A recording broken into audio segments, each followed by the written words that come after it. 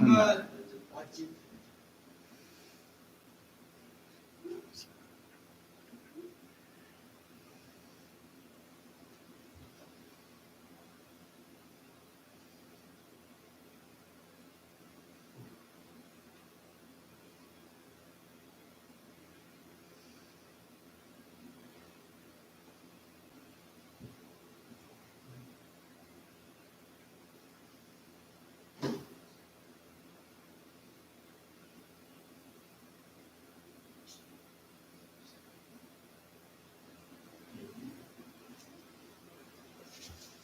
محمد وآل محمد صلوات. اللهم صل على محمد وآل محمد وعجل فرجه. بسم الله.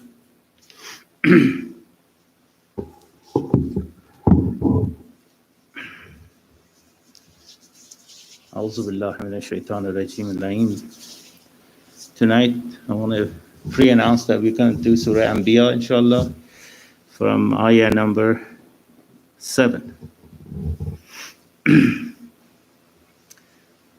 We ask permission from Imam Zamanana, inshallah, to start the second night of the Majlis for Azai Imam Hussein.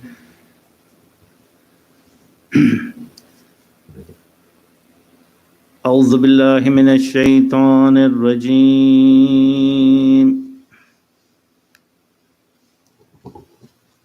بسم الله الرحمن الرحيم. وما أرسلنا قبلك إلا رجالا نوحي إليهم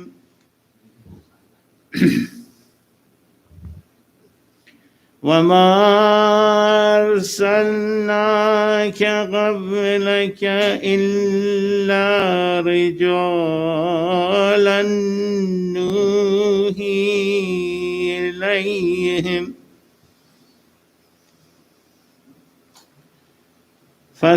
فاسألوا أهل الذكر إن كنتم لا تعلمون.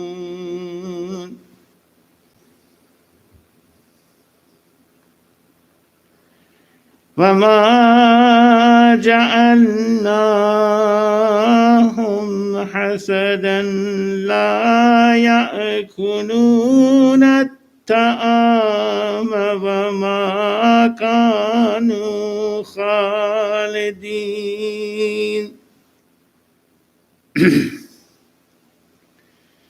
ثم صدقناهم الرعد فأنجيناهم ومن يشاء وأهلكنا المسرفين.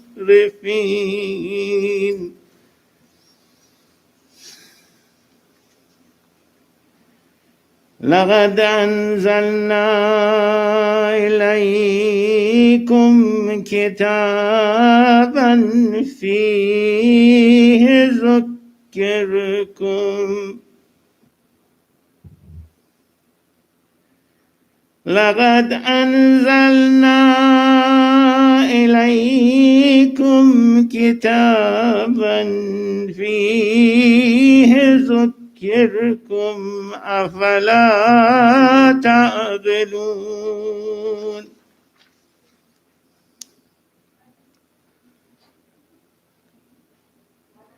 وكم قسمنا من قرية كانت ظالمة وأنشأنا بعدها قوما آخرين.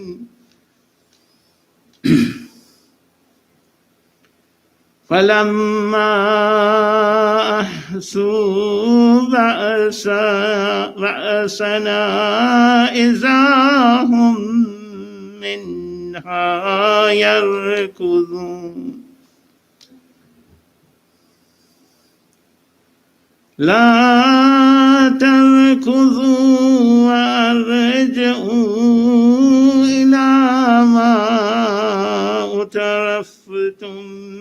فيه ومساكنكم لعلكم تسألون قالوا يا ويلنا إنا كنا ظالمين صدق الله العلي العظيم اللهم صل على محمد وآل محمد أجل فرجه أعوذ بالله من الشيطان الرجيم بسم الله الرحمن الرحيم الحمد لله الذي جعلنا من المتمسكين بولاية أمير المؤمنين السلام عليك يا أبا عبد الله وعلى أرواح الذي حلت بفنائك عليكم مني سلام الله أبدا ما بقيت وبقي الليل والنهار. So tonight we inshallah start the second Majlis of Imam Hussein. This is the night of second where Imam Hussein enters the Karbala and this tragedy and this drama starts. As I said last night, many of us don't know any other path except the path of Imam Hussein. We were given this tradition, and I was listening to some older brothers, the people who were the Az-Zahra and Nohe Khun, the people who recite Nohe for Imam Hussein for many, many years. And I have said it before, I say it again, when you leave your house, when you, inshallah, make ghusl and make wuzu and put the black shirt and the black dress on and you come to Majlis Imam Hussein, you're not a normal human being. You are Az-Zahra Imam Hussein. You're helping Imam Zamanana to tolerate this musibah, which is it's not an easy musibah. This is basically, on the apprentices, what happens the night of Ashura is that many people were this close to get to Jannah. They were in the Chadar of Imam Hussein. The Imam Zamanana was sitting there and asking them to help them. It was a direct pathway for them to go to heavens. And what did they do? They came up with the excuse. Now this excuse, maybe we go and take care of our family and come back, which never happened because they left their Imam alone to a point that Imam, it says, Halman Nasir Yansurni. Ask for help, but there's nobody to help. Because those people who were in the right way, like Habib ibn Mazahir, they came a long way to be with Imam Zaman and get Shahada. But these people had the same opportunity, they walked away. So the thing about the Murshid and the Nuhkhun was that says, inshallah, when we go to the other side, even this katiba, this black katiba is around this Majlis Imam Hussein, will make shahadat for us that these people participated in Azai Imam Hussein. And these are the people that we can make shahadat for them that they participated. And also each and every one of us, if we can contribute in any ways or forms, if we can make a qasida, make a matam, if we even drop some tears for Imam Hussein, and then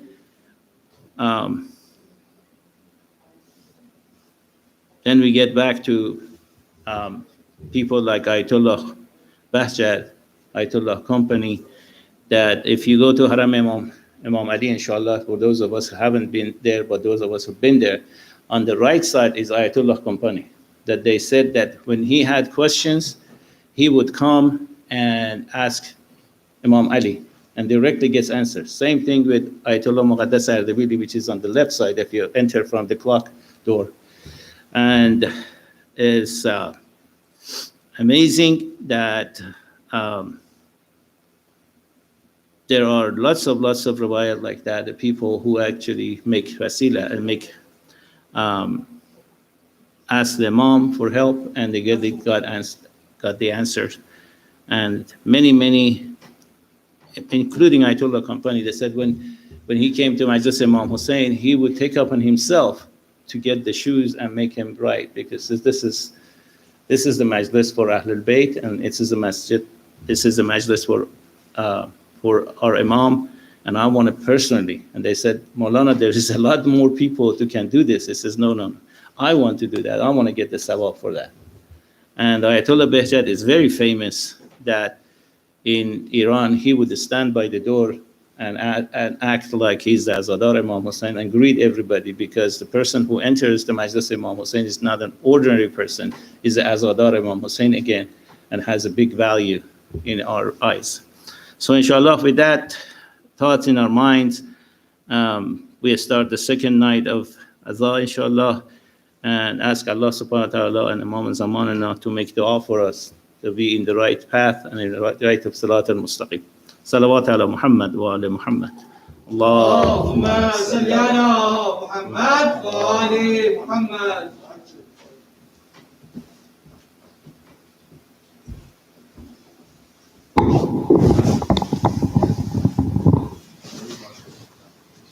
بر محمد و آل محمد صلوات.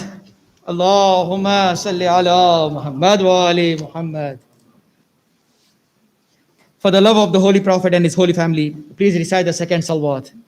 Allahumma salli ala Muhammad wa ali Muhammad. For the reappearance of our awaited Savior, please recite the third salawat. Allahumma salli ala Muhammad wa ali Muhammad. The marsiya that I have tonight is in the form of a letter. And this letter is written by a girl who has been left behind by her parents in the land of Medina. And she expresses her feelings in this letter. Bar Muhammad wa ali Muhammad salawat. Allahumma salli ala Muhammad wa ali Muhammad. ذکر غم حسین سے محفل سجی رہی گل ہو گیا چراغ مگر روشنی گل ہو گیا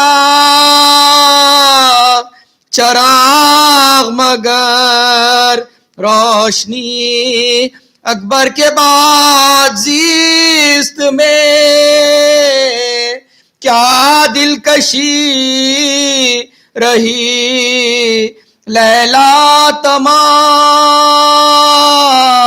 عمر یہی سوچتی لیلا تمام عمر یہی سوچتی اشک غم حسین کا ٹوٹا نہ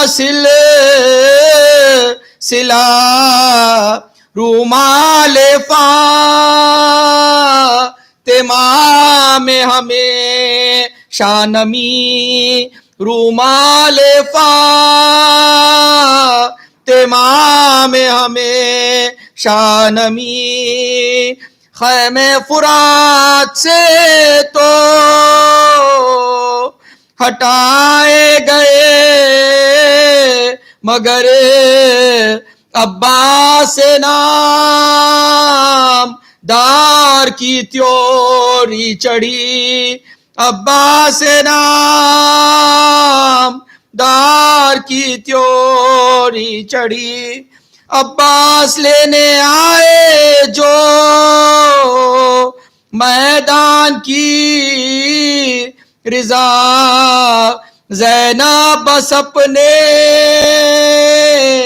بازوؤں کو دیکھتی زینب بس اپنے بازوؤں کو دیکھتی رہی ذکر غم حسین سے صلوات اللہم صلی علی محمد و آل محمد. کسی بیمار نے خط اپنے مسیحا کو لکھا، حال بیماریوں کا بیٹی نے بابا کو لکھا، جو جو ارمان تھا دل میں شے والا کو لکھا، اور سلام اپنا پھوپھی ثانی زہرا کو لکھا۔ دل میں خوش تھی کہ میرا خط جو پہنچ جائے گا،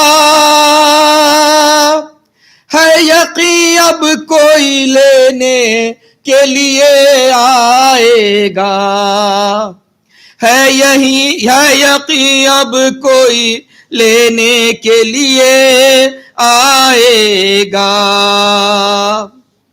ختم القاب یہ بے کس نے کیا تھا مرحوم، چاہنے والے پدر میرے امام مظلوم، رات دن روتی پڑی رہتی ہوں اب تو مغموم، آپ تو بھول گئے خیر یہ میرا مقصوم، نہ گلا تم سے ہے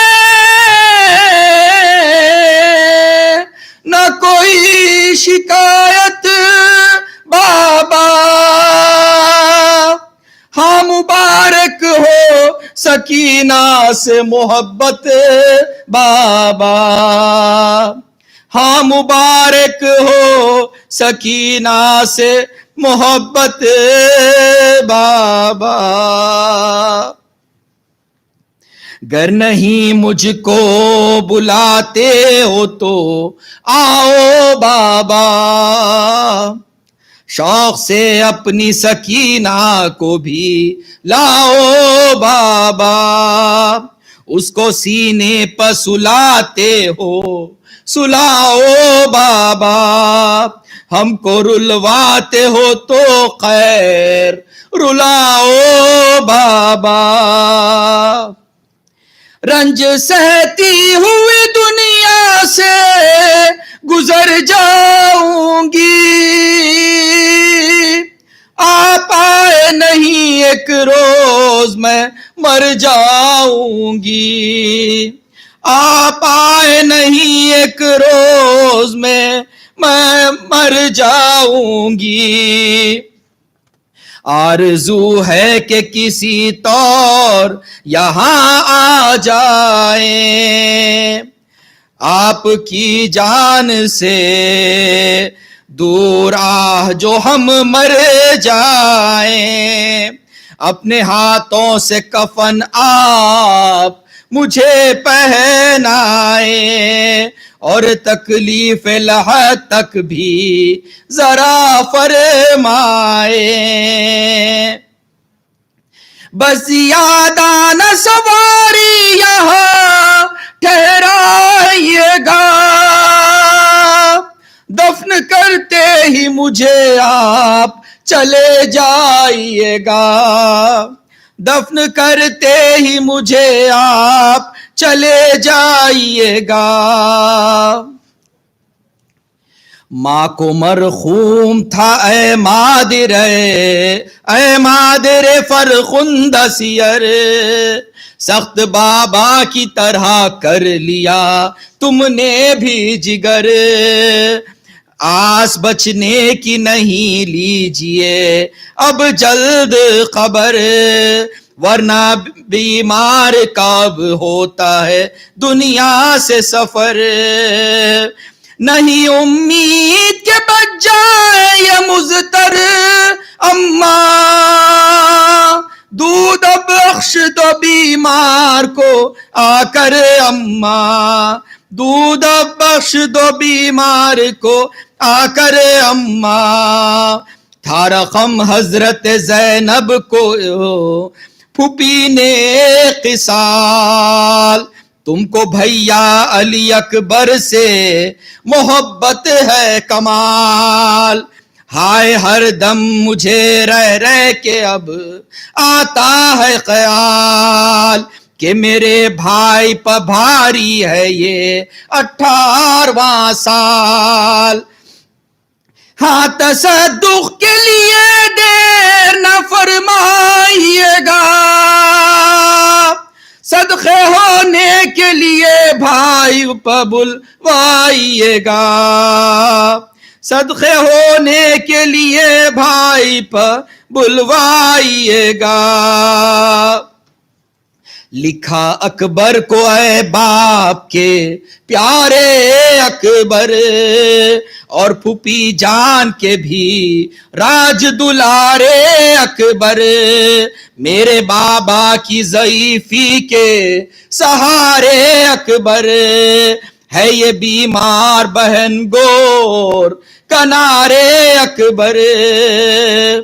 وعدہ لے جانے کا تھا دیکھیے کب آتے ہیں, آپ تو آتے نہیں خلق سے ہم جاتے ہیں, آپ تو آتے نہیں خلق سے ہم جاتے ہیں.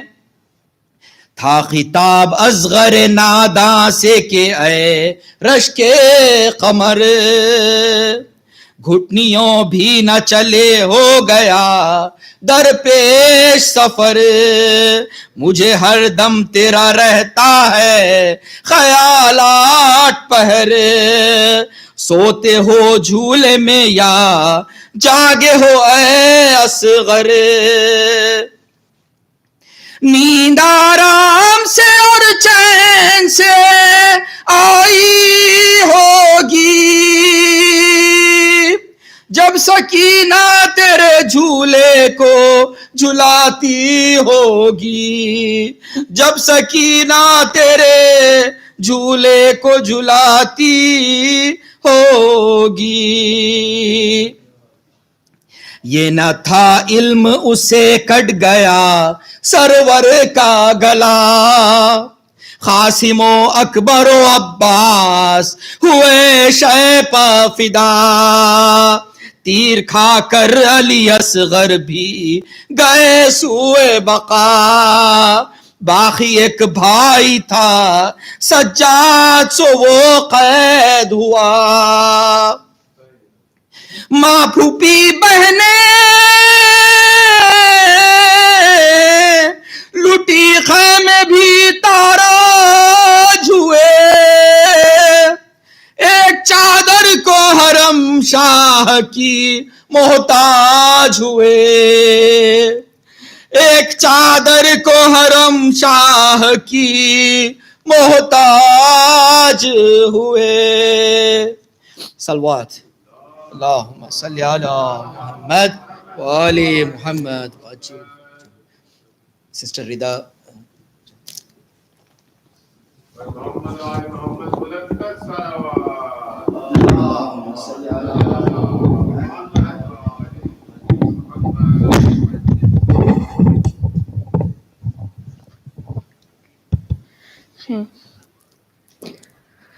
Assalamu alaikum. My name is Rida, and today I'm going to speaking a little bit about Muharram. Okay, today is the first day of Muharram. Why was Imam Hussein alayhi salam on his way to Kufa? Okay. A wicked man called Yazid tried to force Imam Hussein alayhi salam, the grandson of the Holy Prophet, to do his bayat.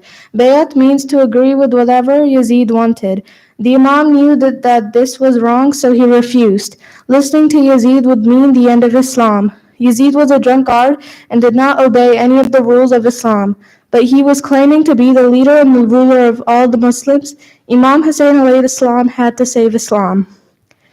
If the Imam stayed in Medina, Yazid would have killed him there. So Imam Hussein alayhi salam decided to leave the city of the Prophet sallallahu alaihi wasallam. He went on the 28th Rajab 60 AH to the grave of his grandfather, Prophet Muhammad sallallahu alaihi wasallam, and with tears in his eyes said goodbye. He then went to Janat al-Baqi, the grave in Medina, to say goodbye to his mother, Bibi Fatima alayhi salam, and his brother, Imam Hussein alayhi salam. Hazrat Abbas alayhi salam was in charge of getting the camels and water for the long journey through the desert. All of Imam Hussein's family were going with him. Even the baby Ali Asghar, who was only 2 weeks old. Only his daughter Fatima Sughra, who was too sick to travel, was left behind. The people in Medina were very sad to see the Imam and his family leave. They all came to say goodbye. When the time came for the ladies of the Ahlul Bayt, the Prophet's family, to climb on the camels' backs, the streets were cleared. No one was allowed to go on the roofs of the houses. Hazrat Ali Akbar alayhi salam helped his mother, Ummi Layla. Hazrat Kazim alayhi salam helped his mother, Farwa. Hazrat Abbas alayhi salam helped his sister, Kulsum alayhi salam. When it was the turn of Bibi Zainab alayhi salam, Imam Hassan alayhi salam Hussein alayhi salam himself stepped forward to help her climb on the camels' backs. Imam Hussein alayhi salam and his family left Medina on the 28th Rajab 60 AH and went to Mecca. The journey took 6 days. While he stayed in Mecca, the people of Kufa wrote lots of letters asking him to come there to guide them. Imam Hussein alayhi salam sent his cousin Muslim ibn Aqil to Kufa. The Imam stayed in Mecca until the month of Zilhijj, the time for Hajj. But he could not complete the Hajj when he found out that Yazid had sent his soldiers to kill Imam Hussein alayhi salam at the Kaaba. The Imam did not want any bloodshed in the holy house of Allah, and so he left Mecca. As the people went towards the plain of Arafat to complete the Hajj, Imam Hussein alayhi salam had to give up his Hajj and go towards Kufa.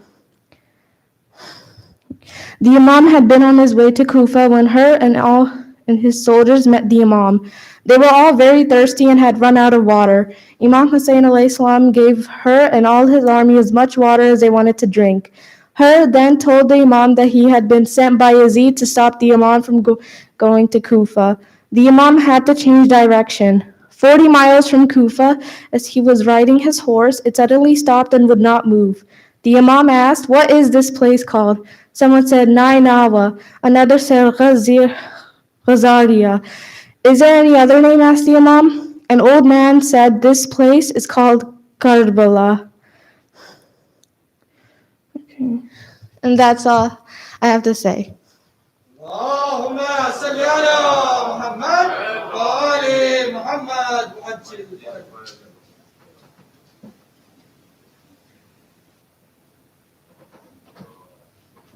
محمد وآل محمد بلند السلام. اللهم صل على محمد وآل محمد. Thank you, Sister Rida, for doing a beautiful presentation. And I'll ask Maulana to inshallah start with the Majlis for first Muharram.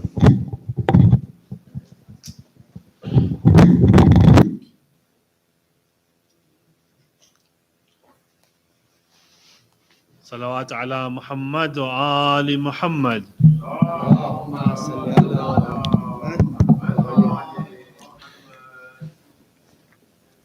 First of all, I would like to start with a clarification for something that I mentioned last night, and I believe there was some confusion. The whole idea by my talking about the CDC guidelines is that people should come, but they should always observe the guidelines of the health authorities in their country, in their state. That's the most important thing. And all the rules that the Muraja have passed is to make sure that the health laws of the country, which means the safety of the people, is being observed. So I hope that clarifies everything. We are not through this pandemic yet. Inshallah al-Aziz, we will get through this. And all we have to do really is follow all the CDC guidelines. So recite a salat, please. Fatiha.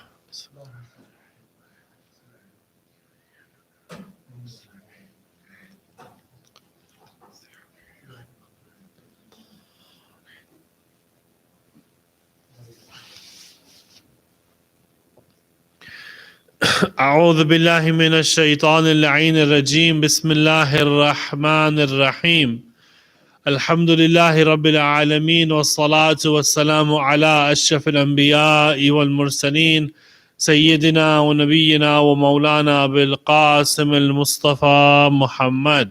اللهم صل على وصلى اللهم على آل بيته الطيبين الطاهرين المعصومين المظلومين المنتجبين. بسم الله الرحمن الرحيم. من عرف نفسه فقد عرف ربه. صلوات على محمد وآل محمد. اللهم صل على محمد وآل محمد. Continuing with the topic for the discussion of these few lectures that we have, we are already in the second session for the lectures of Muharram, and Muharram is passing by really fast. We don't know whether or not we will be given life next year to commemorate Imam Hussein. So let us get the maximum benefit now that we can. There is an Urdu sher, Marhum Muhammad Ali Rizvi Sache, in his famous kalam, he used to say, "Gar jiye saal bhar phir karenge ye gham, aur agar mar gaye to ye hoga alam, hai afsos ji bhar ke roye na hum." That if we get the blessings of living another whole year, we will commemorate Imam Hussein again next year. But if we die within the period of the year, we will have one complaint that we were not able to commemorate Imam Hussein alayhi salam to the fullest of our capacities. And it is very important for us to really treat this Muharram and this Aza as ibadah. As the brother was saying, that, you should, Ayatul Jawadi Amali, who is possibly, according to most people, the highest ranking Arif who has a Risala written for himself, for his followers, he says, you go to the Majlis of Imam Hussein, go with wudu. Go with wudu. It's recommended according to him that you go with wudu. Why? Because this, when you perform wudu, you are clarifying and clearing away all the sins so that you can actually come sit into the Majlis of Imam Hussein alayhi salam. That you can actually get the benefit and the blessings and the barakah of the Majlis of Imam Hussein alayhi salam. Another example is that of Ayatollah Marhum Sayyid Abul Qasim al-Khoi. The story goes, his parents, they had wanted a child really badly. So when they were trying to conceive again and again, but they couldn't, his mother could not conceive.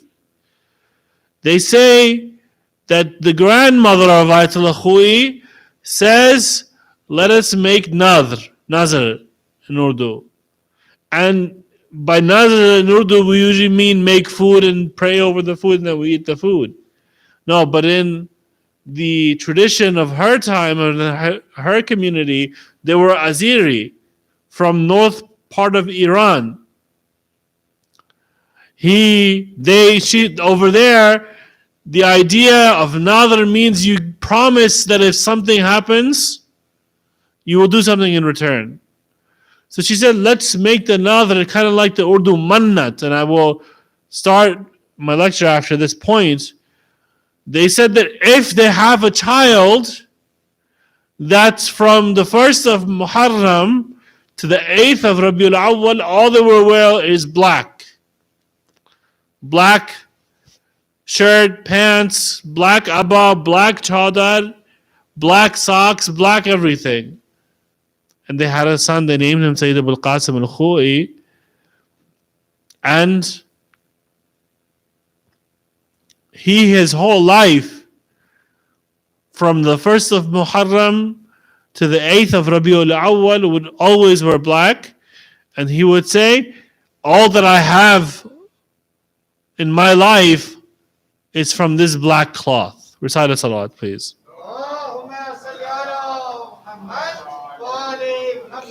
So we are here talking about spirituality and mysticism and its relationship to psychology. And I mentioned the last night that the Urafa, they have said that basically Irfan Amali is performing your wajibat on time and avoiding all the muharramat. Let me put it in a different way. And I also compared Irfan to a shell, to a walnut or to an almond. It has the hard shell, which is the exterior, but the fruit, the thing that you eat and you get sustenance from, this delicious seed that you eat from is inside. In the same way, Irfan has the exoteric nature, which is the outer shell, meaning it is the outer performance of the salat, of the namaz, and the internal shell, internal part of it is the actual hikmah, is the actual guidance, is the actual concentration in namaz. It is the actual understanding that the purpose of ibadah is the wilaya of Ahlul Bayt. It is that the reality. And let me put it differently. They say, I see a lot of young faces in front of me. When you are typing an essay for class, they say you review it so that you have crossed every T and dotted every I. Meaning you go through it so meticulously that everything follows the pattern that you have set forth for it. Literally, if you go look at an essay and you cross every T and you dot every I, that means you are paying attention to the smallest of details. When the Urafa say it is performing all the wajibat and avoiding all the muharramat, the other example is when you follow all the rules of fiqh, while following and crossing all the T's and dotting all the I's in the rules of fiqh, you enter the world of akhlaq and follow the akhlaq of Muhammad and al-Muhammad. So much so that you cross every T and you dot every I in the world of akhlaq.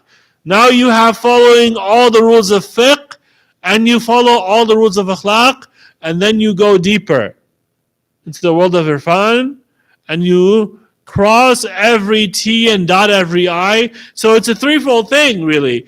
Follow all the rules of fiqh, and then when you follow all the rules of fiqh, delve into the world of akhlaq behind that fiqh, and then when you follow all the rules of fiqh and all the rules of akhlaq, you delve within the spirituality and the mysticism that is the heart of the message of Islam.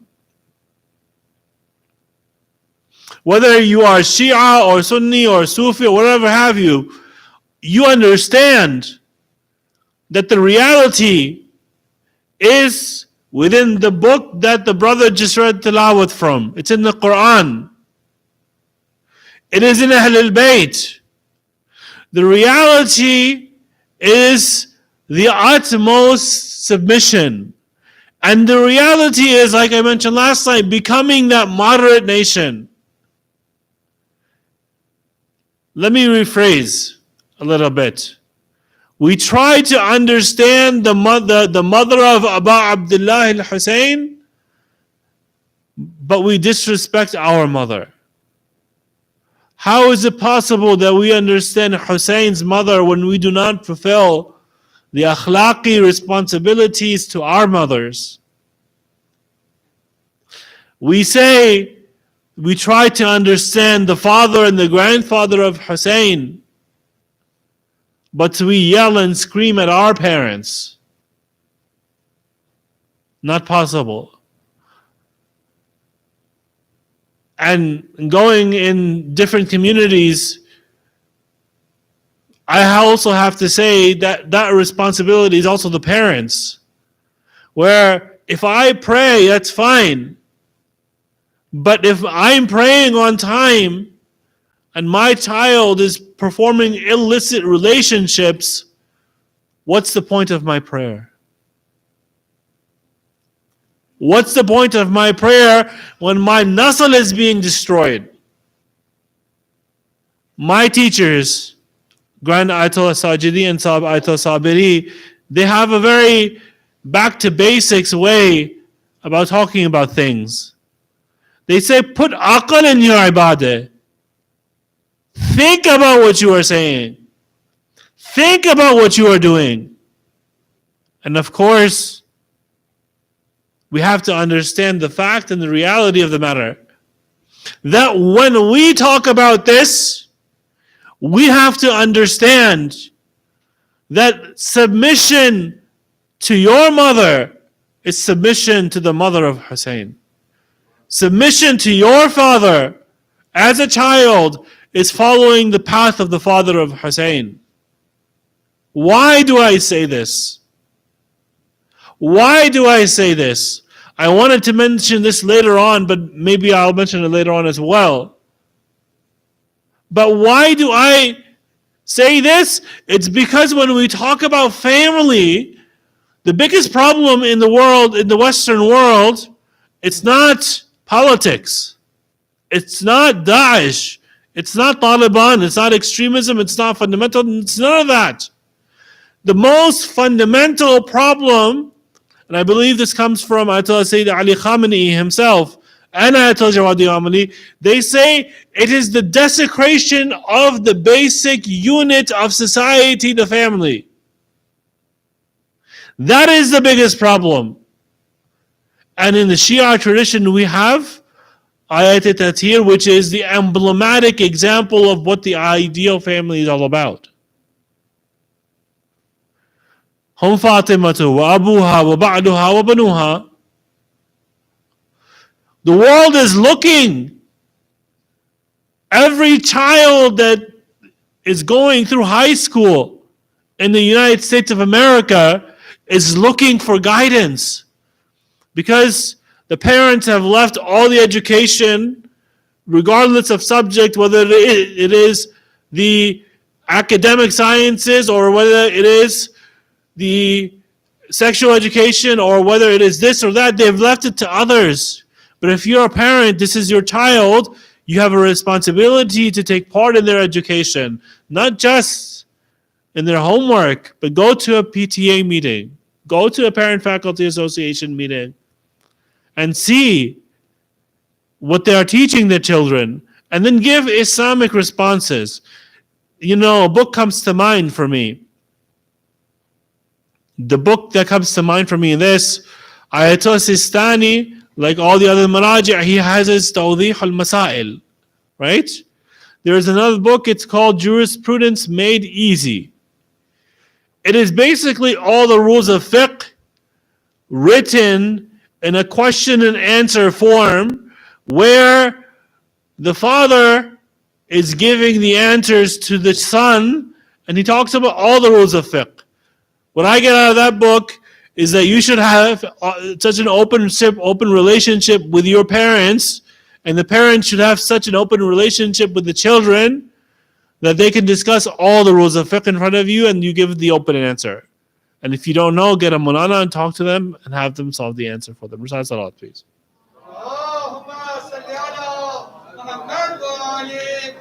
A second salawat ala hubbi Fatima Az-Zahra.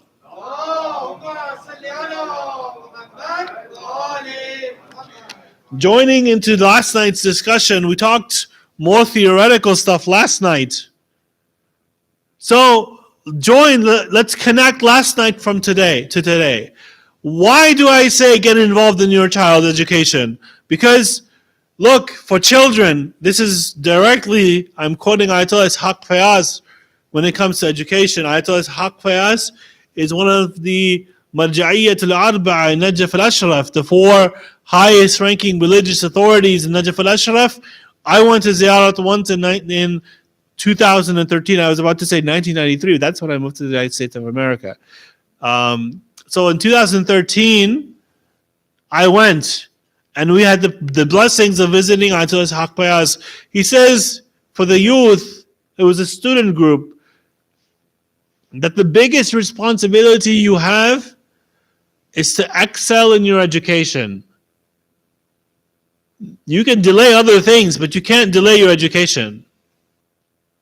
Because the 1 hour that you lose in your education never comes back. Namaz you can pray later. There is a time frame from which you can offer namaz. There's even qadha, God forbid, if you miss the salat. But the hour that you lose in your studies, it never comes back. It never ever comes back.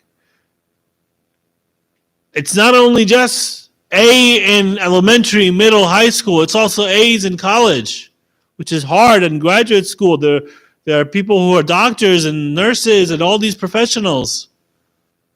You excel in those fields so that you can be a representative of Imam Zaman, not just for society, but for your own self.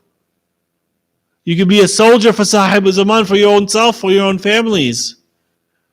And the ideal is to produce in the modern world a system, an Islamic system, that of knowledge that connects man back to God. Last night I talked about modernism and how it disassociates man from God.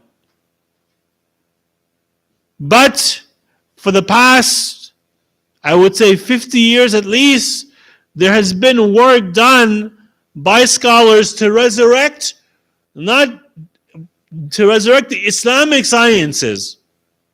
And I don't mean fiqh, usul, or that. There's been attempts to revive those as well. But I'm talking about Islamic biology, Islamic chemistry, Islamic neurosciences, Islamic psychology. Why is it that we have not produced the likes of Jabir ibn Hayyan again? Why is it that we have not produced in doctors the likes of Ibn Sina again? Why is it that we have not produced the likes of Al-Khwarizmi, who created the algorithm, who discovered the algorithm? Why is it that the Western world seems to be on a rise and the Muslim world seems to be on a downfall? Everywhere you go in the Muslim world, doesn't matter where it is, you turn on the news, civil war in Afghanistan. You turn on the news, sanctions in Iran. You turn on the news, this and that happening in the Muslim world. All fighting, infighting, and quarreling. We have to change our mentalities. That's why we're not producing a Mullah Sadra. That's why we're not producing an Ibn Sina. That's why we're not producing a Shaheed Mutahari again, or a Shaheed Bihishti again. Why? And this is going back to the subcontinent. The British came, they occupied India, Pakistan for generations. When they left, they created different countries, yes, but the mindset was still the same. The mindset of occupation, the mindset of colonialism. We have to get rid of the colonial mentality that exists in the Muslim world. And it's not going to happen overnight, because look, colonialism did not appear overnight, and it didn't leave overnight. It took hundreds of years for it to come. Once we get rid of the last remains of colonialism and neo-colonialism in the Muslim world, then what's behind me, Samura, before and after, will never happen again. We have to make sure that, fine, we have Islamic colleges. Dr. Hussein Nasr, the man who I quoted yesterday as well, before the revolution, he was the director of, I think, I'm forgetting which university, but he was the director of the national programs of universities in Iran. And they met all the academics in the Muslim world to create in one Hajj an academic policy for the Islamization of the secular sciences. And guess what? Dr. Hussein Nasr admits it. That project to itself to a large extent was a failure, because you get taught Sigmund Freud, you get taught Jung, you get taught everything. And I'm not saying don't, you have to learn those. But understand that your tradition has the capacity of greater depth because it connects you to God. And that's what I want to talk to you about today. I only have a little bit of time, but inshallah in the next few, I should be done by 8:15 inshallah. Last time I apologize, I took more time. And I took time away from the Noha Khan, so I'm going to give you ample time for Noha today. Recite Salawat, please. اللهم صل على محمد وآل محمد. So the question is, how? How do we produce the likes of Ibn Sina, or Mullah Sadra, or Sohrawardi, or Ibn al-Arabi, or all of these? How do we produce? Because Ibn Sina, for example, he was a physician, he was a hakim, he was a mystic, he was a jurist, he was all of those. Mullah Sadra was a mujtahid, he was a philosopher. He had studied with the highest ranking of authorities in all of the Islamic world. He studied with Mir Baqir al-Damad. He studied with Shaykh Bahai. Mir Baqir al-Damad taught him the intellectual sciences. Shaykh Bahai taught him the revelation sciences. And some say he studied, and I'm butchering the name, but Mir Finderinsky, who taught him Eastern religion, and he had a treatise on Buddhism, Mir Finderinsky. And then we have Sohrawardi, who is philosopher, Sufi, court, jurist, in the time of Salahuddin for his son, the Prince of Syria. And we have all of this. Why? Because of what they call the wus'atu zehni, of the moderate position, where you can study the left, the right, the back, the forth, everything around you, and you become the crucible through which all of the knowledge that you study is contained, and you produce your own reality. You see, I'll give you another example. How many of you know of Allama Tabatabai? Allama Tabatabai wrote the most detailed tafsir of the modern time. Allama Tabatabai did not have an Allama Tabatabai before him in the modern time to look up to write his tafsir. But when he wrote it, his tafsir became the mizan and the weight on which all philosophical tafsirs are studied. So much so that when Sayyid al-Khoi, when Allama Tabatabai was writing that tafsir, Sayyid al-Khoi was writing his own tafsir. He read it and he said, I don't need to write anything else because that is sufficient. We have to become that moderate nation that we study everything in the world, and then we produce our own reality. And I'm saying our own reality, not a reaction. Because a reaction is still an effect of the cause of colonialism. We have to think on our own selves. That is the biggest thing we could do for Imam Sahib al-Zaman.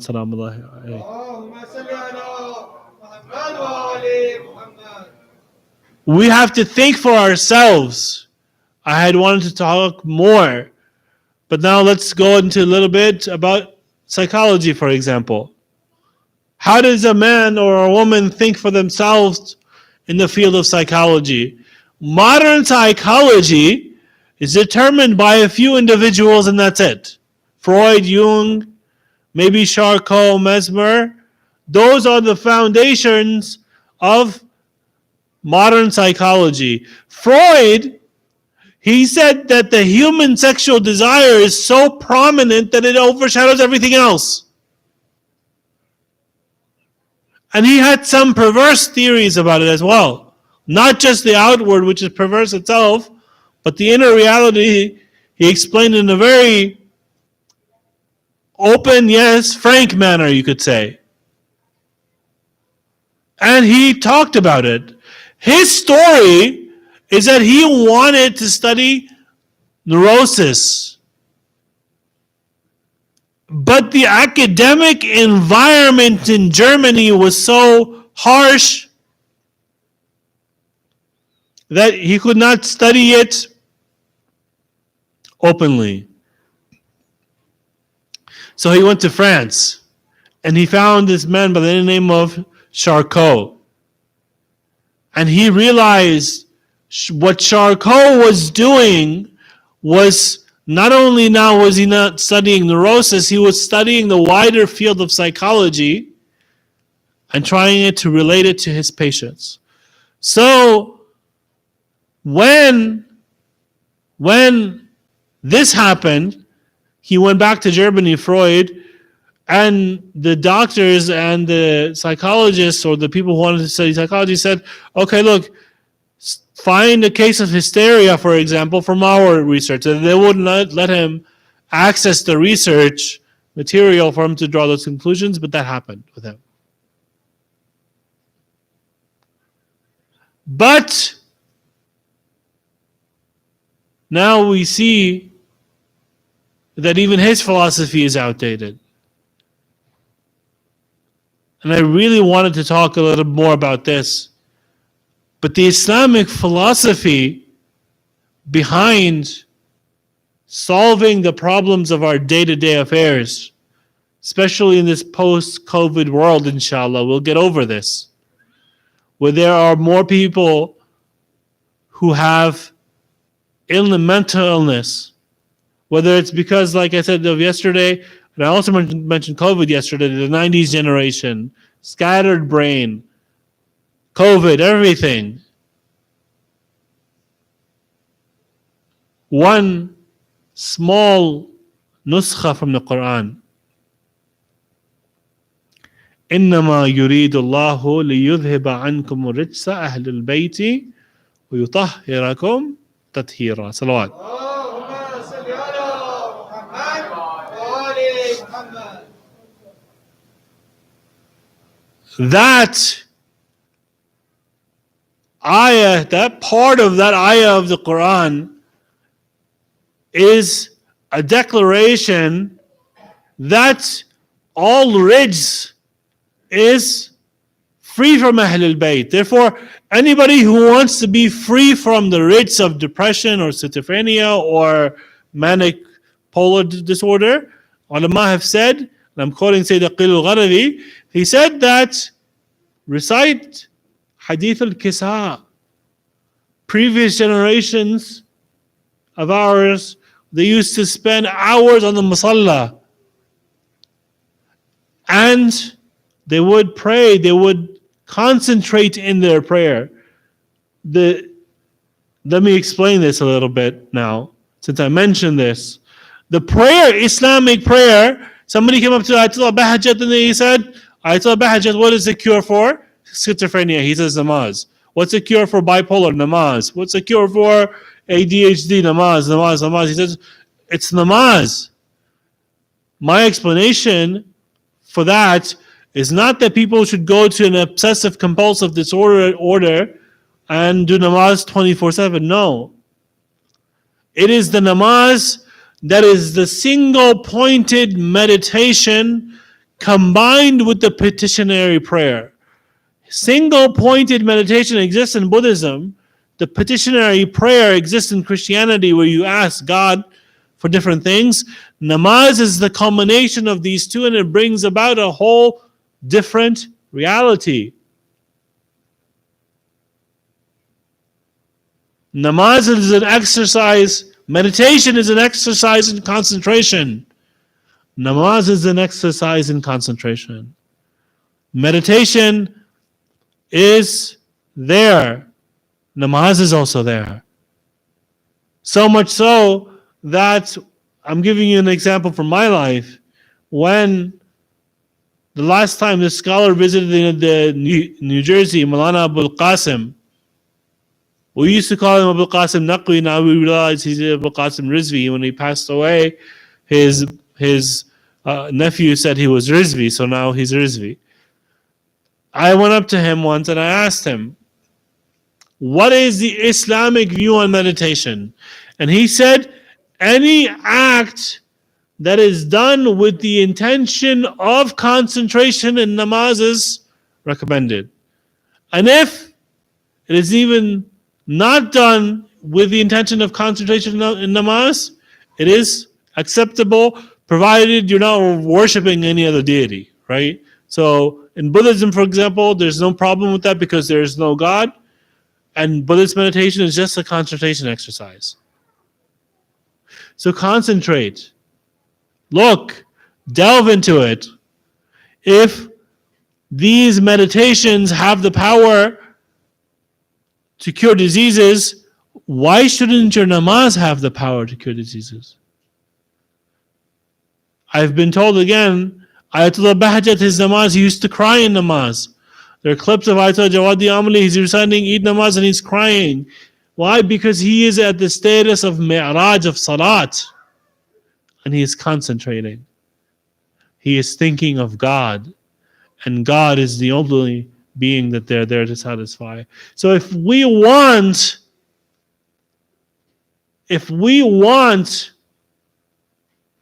concentration in prayer, if we want to create the field of Islamic psychology in the modern world, or Islamic medicine based off the tip of the Quran and of Ahl al-Bayt, alayhi salatu wasalam, or if we want to become the Jabir ibn Hayyan, the father of chemistry of our time, if we want to become Ibn Sina, we have to produce the open-minded scholar who looks at everything and who is really, truly a polymath.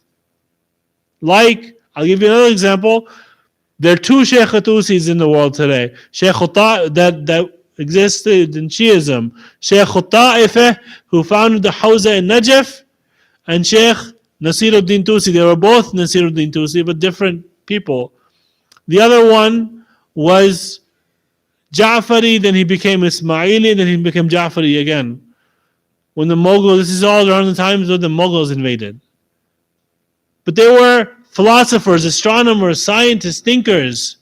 And if we want to be the moderate nation and produce something like that, we have to be the true nation of moderation. Sallallahu ala Muhammad wa ala Muhammad. So now let's go to Karbala. And I use this as a segue. The topic is Islam, psychology, and its relationship to ilm al-irfan. There is no irfan without Hussein. There is no irfan without Ali ibn Abi Talib. There is no irfan, there is no Sufism without Ali ibn Abi Talib. All the strands of Sufism that we see today all derive their origin from Imam Ali. Let's go further even. There is no fiqh without Al-Muhammad. Obviously all of our mujtahideen, they go back to a silsila that goes back to the Imams. The four A'imma of Ahl Sunnah are all somehow students of Imam Sadiq. All of these Islamic knowledges, Islamic sciences would not have been there had it not been for Hussein ibn Ali alayhi salam. Islam wouldn't have been there. Islam was dead. It was a decapitated, headless, rotting body, and Islam and Imam Hussein by miracle brought it to life. He showed the world when the whole world was doing bay'ah of a tyrant, and they thought that they would live. After that, Imam Hussein showed them how to live in death. Imam Hussein showed us how to live in death. And today is the second day of our commemoration of Imam Hussein. Yesterday I talked about Imam Hussein and his leaving Medina. Imam Hussein leaves Medina, yes, with a heavy heart. This is the place where his grandfather is buried. This is the place where his mother is buried. This is the place where his brother is buried. This is the city where he was born, Hussein. Imagine the sentimental attachment that Imam Hussein has to this city. Imagine that. Imam Hussein does not take the most. If he had wanted to take the most valiant, of course, he took Abbas and then Akbar and Qasim. But Abdullah ibn Abbas and Ja'far al-Tayyar, the children of Ja'far al-Tayyar, Abdullah ibn Ja'far al-Tayyar, Bibi Zainab's husband, should have gone. And the women should have stayed. Imam Hussein knew that his mission was not life, it was not the physical life. Imam Hussein understood that he was to be butchered on the plains of Karbala. Now let us go back onto those days of the beginning of Imam al-Hussein alayhi salam's journey. When he starts his journey, he wants to go make the Hajj first. And you know what happens? You know what happens? He goes to Hajj. Then he finds out that Yazid, la'anatullahi ala al-Yazid, has sent assassins to kill Imam al-Hussein while he is in the tawaf of the Kaaba. Out of respect and love of the sanctity of the Kaaba, Imam Hussein says, no, I will leave Hajj. On the plain of Arafat, Imam al-Hussein delivers the famous sermon of Arafat.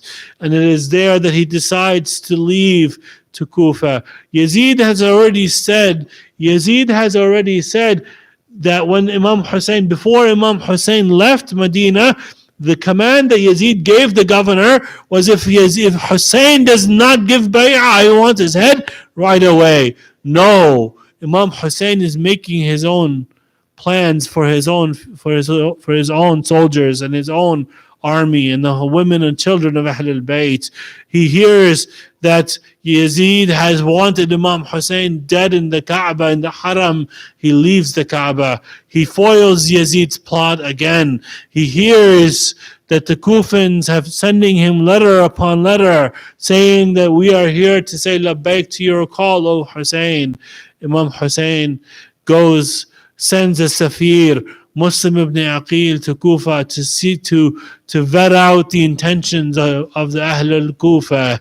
Imam Hussein, Muslim ibn Aqil becomes Shaheed. I am not reciting the Shahadat of Muslim ibn Aqil, but when Imam al-Hussein alayhi salam is about to reach the city of Kufa, he meets somebody and he says, "Oh Sheikh, oh elderly man, it is not advisable for you to go to Kufa right now."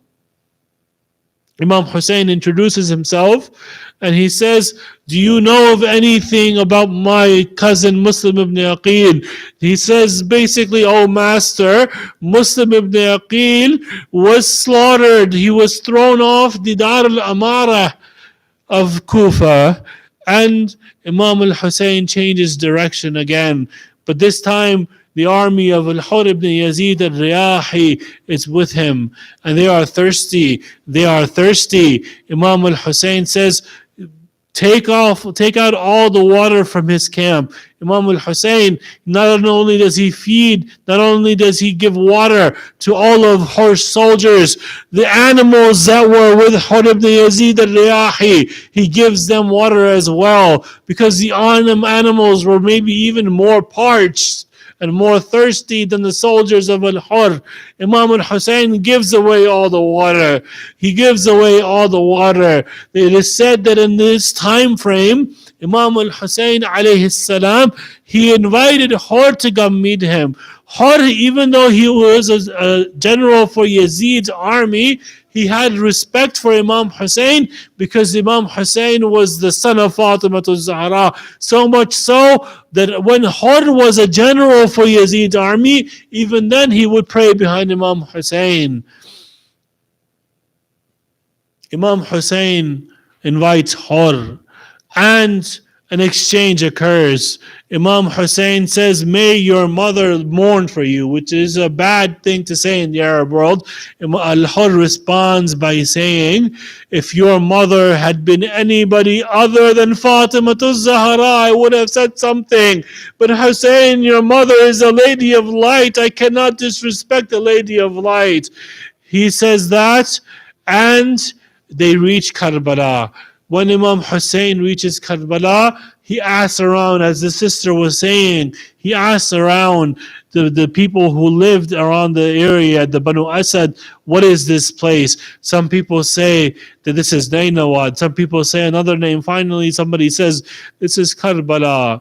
And Imam Hussein says, this is the place where I will be martyred. It is said that he bought a piece of land, Imam Hussein alayhi salam, and he gave it back to the Banu Asad who are living in that area. When he bought that land, he told them, first in the morning, bring your men. After Fajr Salat, they pray, and he says, look, in a few days' time, me and my men will be slaughtered in these plains of Karbala. When we have been slaughtered, when all of us have been martyred, I want you to come and bury us, so that you can bury us in this plot of land. And then he says in the evening time, in noon time, bring out all your women and tell them to come here. At noon, the women came, and Imam Hussein says to the women, in a few days' time, all my men will be slaughtered in this plain of Karbala. If your men do not have the courage and the strength to bury us, you come and you perform our burial rites. And then he says, in the evening, and later in the day, invite all of your children to come to visit me. And when they do so, he says, look, in a few days' time, I know you are little children, but all of my men will be slaughtered in this plain of Karbala. If your parents, your fathers don't have the strength to come and bury us, your mothers don't come and bury us, I want you to take little handfuls of sand and just put it over our bodies. It is said, I conclude with this point, it is said that after all of Karbala had happened, when Ahlul Bayt had been tied to ropes and chains, when Imam al-Sajjad was tied in chains, it is said that the people of Banu Asad, they realized a few days later what they had promised, and they realized that Imam Hussein had been slaughtered. So they had wanted to bury Ahlul Bayt as they had promised them, but they couldn't tell which body was whose because all the heads had been chopped off. So as a way of miracle, Imam al-Sajjad, he comes and he tells them, this is the body of Zuhair ibn al-Qayn. This is the body of your master Muslim ibn al-Sajjad. This is the body of Ali Akbar. Leave Abbas's body by the riverbank. But then when it comes, and in the Shia, the Ja'fari tradition, only a Ma'asum can perform the funeral rites of a Ma'asum. So when it came to Abu Abdullah al-Hussein, Imam al-Sajjad said, let me do this myself. He put Imam al-Hussein into the grave, and before they were about to cover the grave up with sand, he says, wait. He goes to where the backs of the tents were. He digs up a small grave, and he takes the 6-month-old body of Ali al-Asghar, and he says, Ali Asghar, where are you going to sleep now alone? And he puts him next to Imam al-Hussein alayhi salam. Therefore, even today, Ali al-Asghar is buried on the chest of Abu Abdullah al-Hussein. إنا لله وإنا إليه راجعون سيعلم الذين ظلموا أي منقلب ينقلبون ماتم حسين.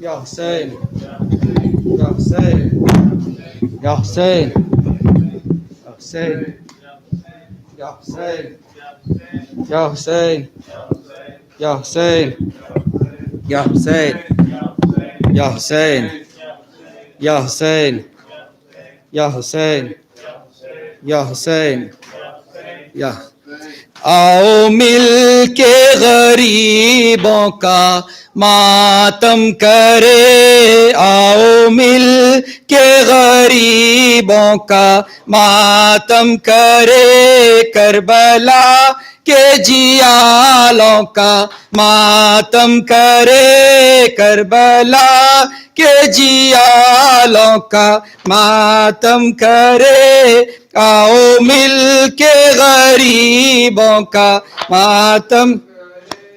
Be be زینب کے دونوں پسر مر گئے, بی بی زینب کے دونوں پسر مر گئے, ان کے تازہ نہالوں کا ماتم کرے, آؤ مل کے غریبوں کا ماتم.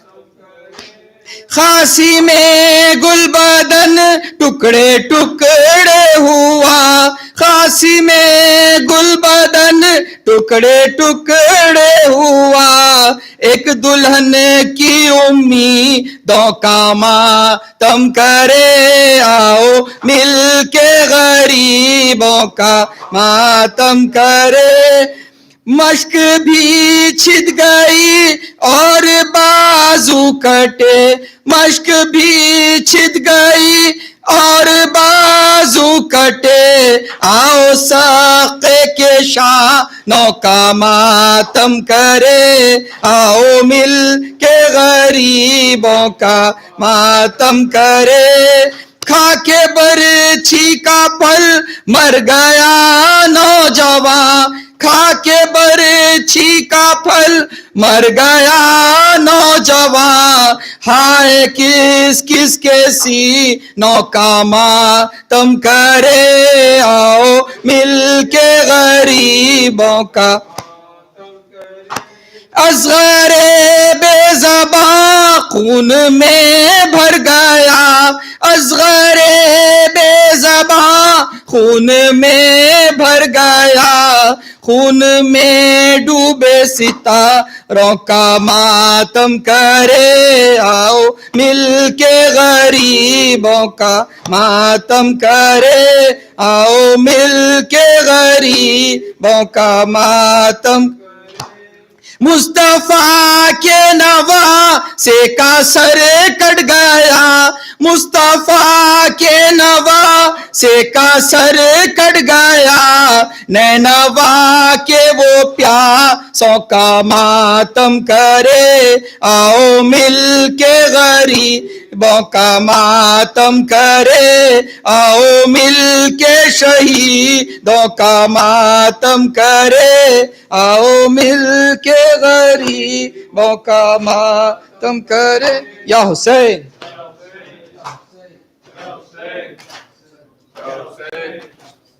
یا حسین, یا حسین, یا حسین, یا حسین, یا حسین, یا حسین, یا حسین,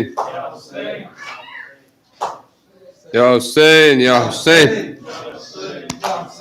Brother Kashif used to recite this Noha, but I cannot recite in his voice, but I'll at least try. اے چاند محرم کے تو بدلی میں چلا جا, اے چاند محرم کے تو بدلی میں چلا جا, اے چاند محرم کے تو بدلی میں چلا جا, تجھے دیکھ کے مر جائے نا, تجھے دیکھ کے مر جائے نا, بیمار ہے صغرا, اے چاند محرم کے تو بدلی میں چلا جا, اے چاند محرم کے تو بدلی.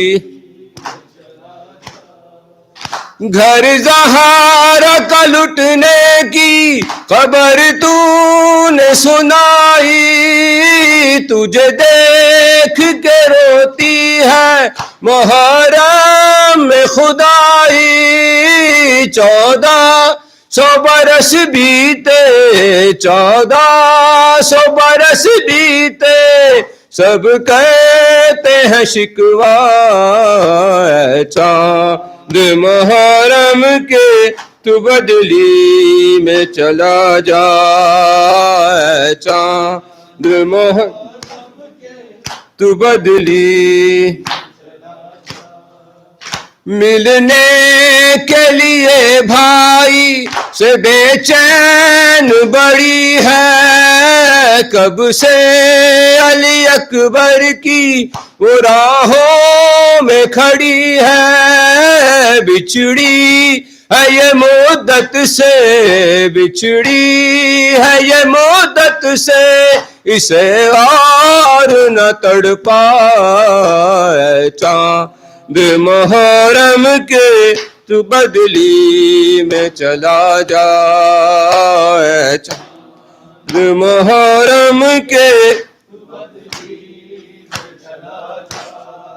ہو ویران گھروں میں نہ اسے نیند ہے آتی اکبر کی جدائی ہے اسے خون رلاتی قدموں کے نشان ڈھانپ کے قدموں کے نشان ڈھانپ کے بیٹھی ہے سرے راہ چاند محرم کے تو بدلی میں چلا جا چاند محرم کے تو بدلی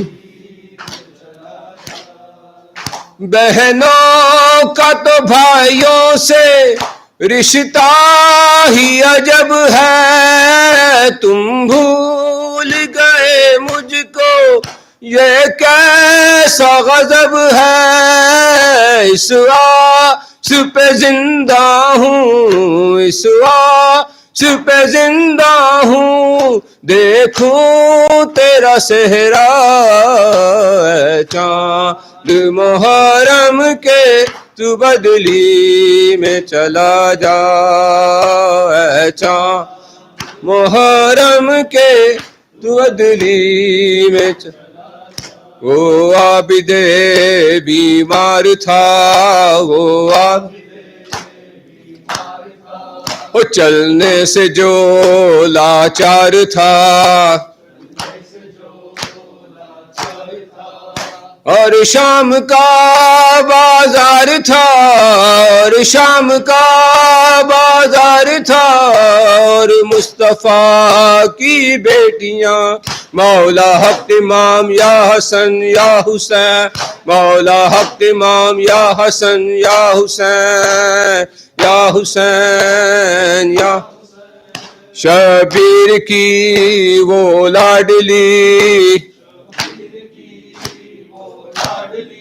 اور سینے پہ جو شاہ کے پلی جواب دے کے اور جس کی ابارن میں جلی ابارن میں جلی منہ پر تماچوں کے نشان مولا حق امام یا حسن یا حسین مولا حق امام یا حسن یا حسین یا حسین یا حسین شام غریب آ گئی ہو عابد کو غیرت کھا گئی ہو پہرے پہ زینب آ گئی